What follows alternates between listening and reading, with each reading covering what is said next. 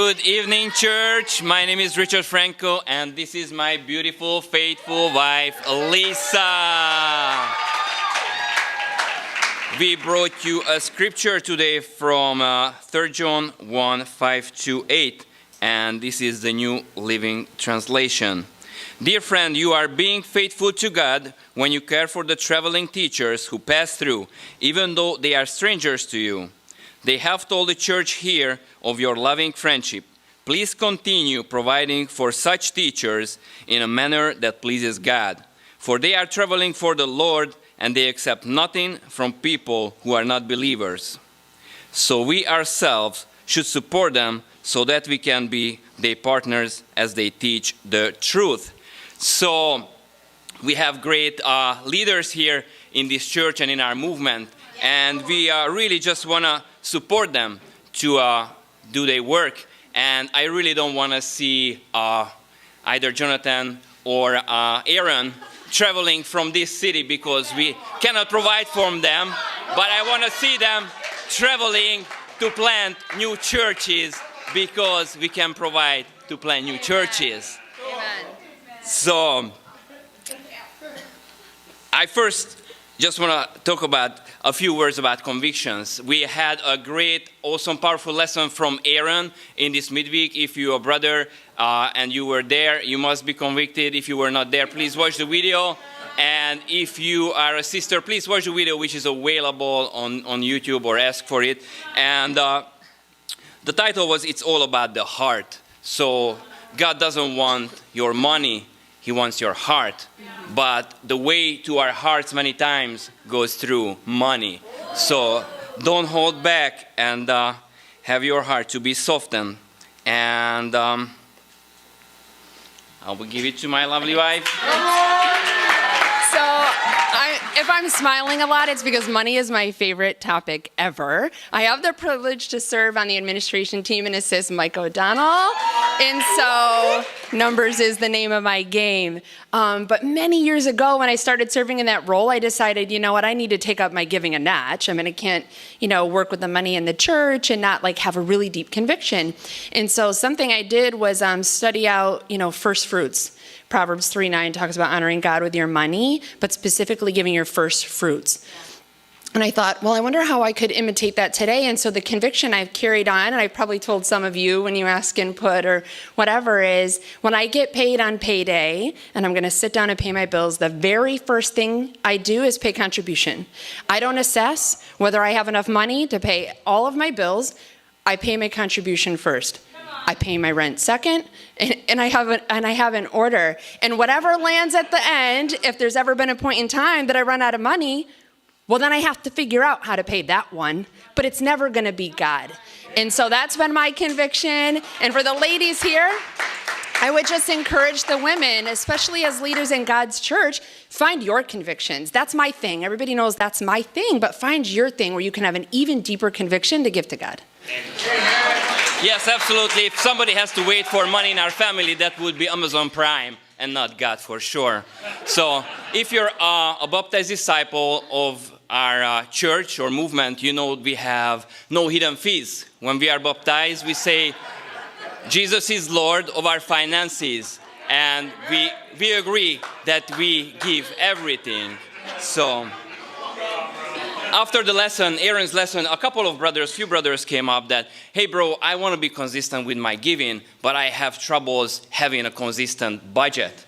I think it's kind of easy. We have so many excellent leaders in the church, so many excellent brothers and sisters with great finances. Please reach out and just review your finances, and I assure you, you will find some wiggle space there that you can use for fulfill your pledge for weekly contribution. Okay. So I'm here to give you practicals. So women call me a lot and they say, hey, can you help me with my budget? And one of the things I have them do is I say, okay, look, I want you to open up your bank statement for the last 3 months. I want you to write down every expense you have that you do not need to live.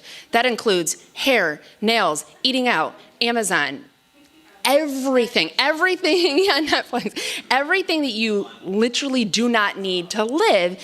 And then let's take a look at those numbers. And then come back to me and we'll look at those numbers. And almost every single time they come back, there's a number, whether it's Starbucks or wherever it is. It's like, that's a really big number. You actually do have money. And so, another practical for the ladies, go back and even if you don't have an issue with giving, it never hurts to look to see where's my money going and how much. Because God forbid you open up your budget and you spend more on Amazon Prime than you're giving to God. Maybe that will convict you that, yikes, I think I could be giving more. So do that budget work and you'll find the more. Thank you for sharing that. So I moved to London from Hungary in July, and I was baptized by the end of that year. And so I just started a new career working in a kitchen there, cooking, and my salary wasn't like too high, but I decided I will give my fair share for contribution, weekly contribution, and for special missions. And at the end of the day, I was like, that's what's left is not too much. I want to do more. I want to take sisters to encouragement days. I want to travel a little bit. I want to go to the GLC. So what can I do? I need to expand somehow. I need to make more money. So that's true. So I decided to work hard, be diligent at my job, and apply for new roles, new jobs where I get more money. So what I think what we usually think of, hey, when I make more money, I will raise my contribution because I will give more. But I thought differently. I was like, I want to make this amount of money in the future. So from today, I will adjust my contribution to that money and let's see how God fulfills his promise. And he did. By the end of 4.5 years that I spent in London, my salary went from X to 1.6X. That's 60% more than I started with. Okay, and that's a true story. And we were actually building a friendship at that time, and I remember him sharing that with me, and I probably called Luke like, yes, I do have an interest in this brother. He has deep convictions on giving, and that's my thing. But we called this one expansion. And so every week I set aside time in my schedule that I focus on building leadership skills. When every avenue of my life, I just want to be the best leader that I can be, especially for God. And so I try to set aside at least an hour every week where I'm doing that. And this concept that I'm repeatedly seeing is this concept of show up as your future self before you get there. And at first I was like, I don't know, my future self that I envision's like super extra. I don't know if anybody's ready for her. But I know you are. I'm just really trying to really imitate Ricci's heart on that. Like I want to show up and be present as that future self, everything that I can be for God now before I even get to that level. So that's my encouragement. Thank you. And yes, as we're approaching the missions giving, I would just like to encourage you guys, all of us, to be bold and find creative ways how to raise some extra money. So we are one couple, but we kind of have had different approach to it. I'm more like, I calculate my salary, I put away this amount of money to be able to hit the goal. And Lisa is the one who is like crazy, selling raffle tickets, selling unwanted items or not needed items, and raise money in creative ways. So one way or another, look around in your house, what you can, sell, and be diligent. We're going for this year's missions, but when it's over, it's just the beginning of the next year's mission.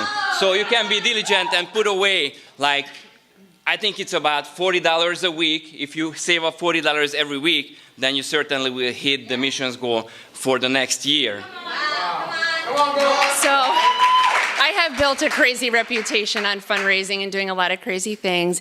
But it actually started almost 2 decades ago when I was in a Syracuse church, and I know the O'Donnells will remember. We used to support Port Elizabeth, South Africa, and 1 year or 2 years in a row, I actually walked 20 miles from like one city all the way to the other, all for missions. And I did it with the evangelist at the time who wore braces on his legs. And at the end, his legs were just ripped open and bleeding. And I was like, that taught me to have that conviction, like, wow, that's pretty serious. And like, it just kind of turned into whatever I could do to give money to the people, especially in the third world countries, the churches that need our support. You know, no one in this room is broke. If you have $1 in your pocket, you're richer than, I don't even know. He knows the numbers.